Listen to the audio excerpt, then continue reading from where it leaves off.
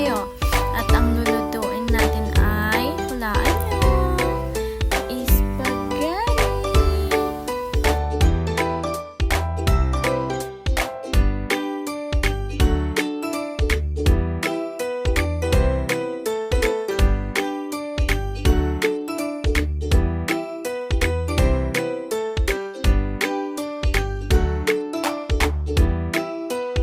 So first, mag-i-start tayo sa paghihiwa ng bawang at sibuyas para sa ingredient natin.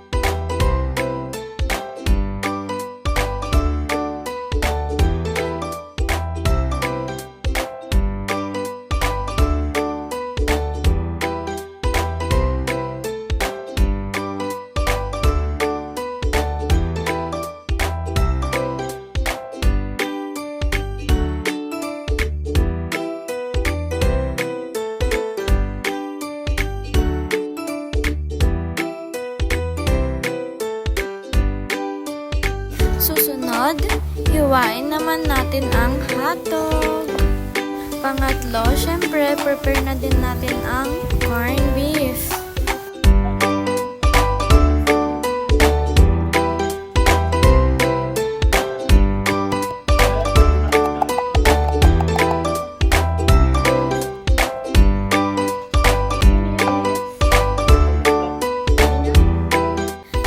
Narito naman ang ating mga kakailanganin sa ating pagluluto ng ating spaghetti.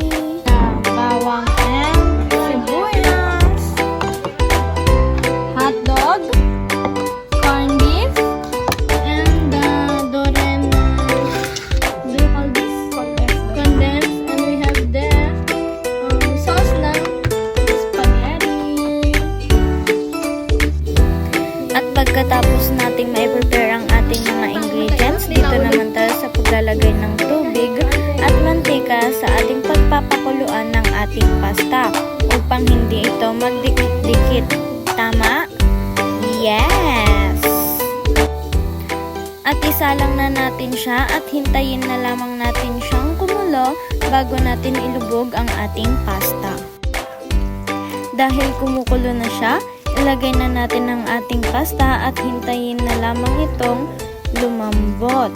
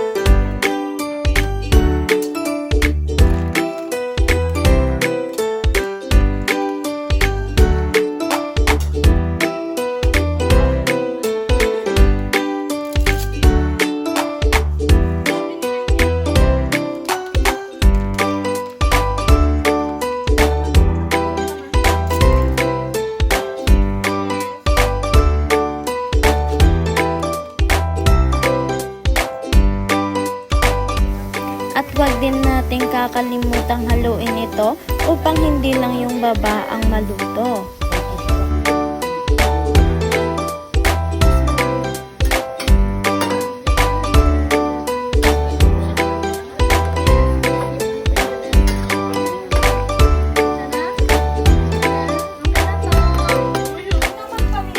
Dahil hindi ko kayang buhatin, yes, nagpatulong ako.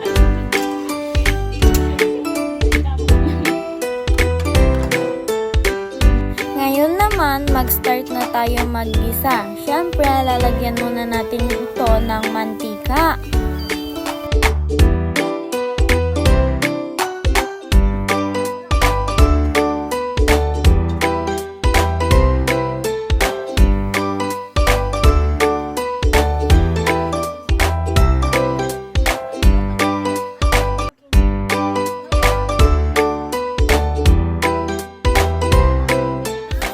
Pag mainit na ang mantika, ilagay naman natin ang bawang at sibuyas. Igisa lang natin siya hanggang sa lumabas yung amoy niya.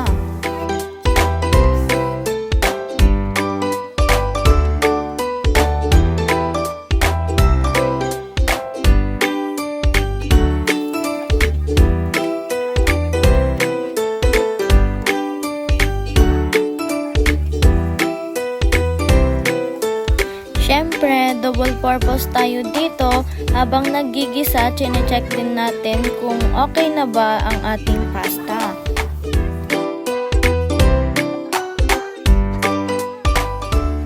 Dahil nag-brown na ang ating ginasa, ilagay naman natin ang hotdog.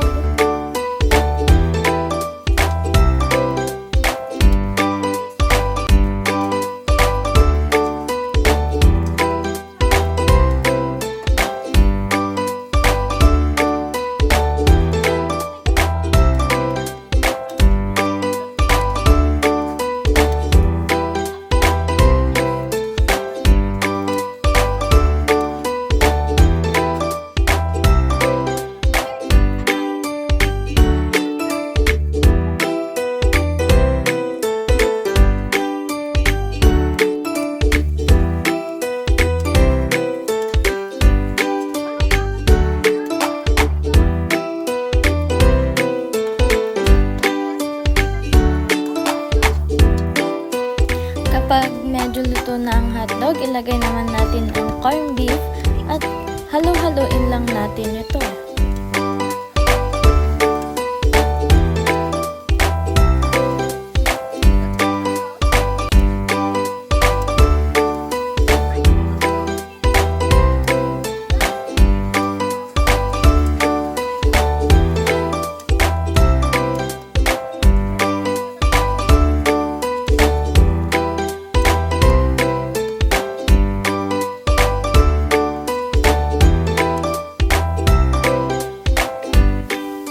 Pagluto na ang mga ito, ilagay naman natin ang sauce ng ating pasta.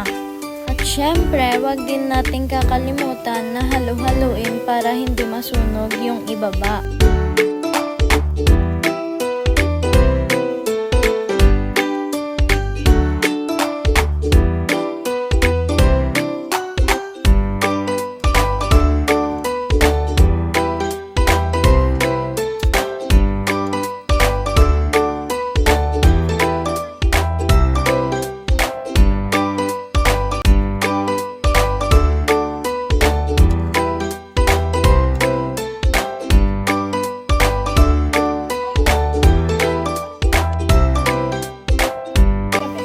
Siyempre, timplahan na din natin ito ng pampalasa katulad na lamang ng magic sarap na sponsored charis. At siyempre, maglagay din tayo ng paminta. Base na lamang po sa kung anong gusto nyo. Gusto namin ng may konting anghang, kaya naglagay kami ng durog na paminta.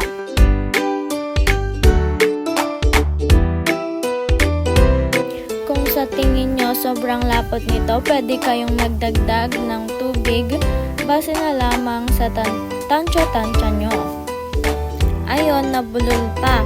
Pagkatapos naman yan, maglagay lang tayo ng condense para mas maging creamy ang ating spaghetti sauce.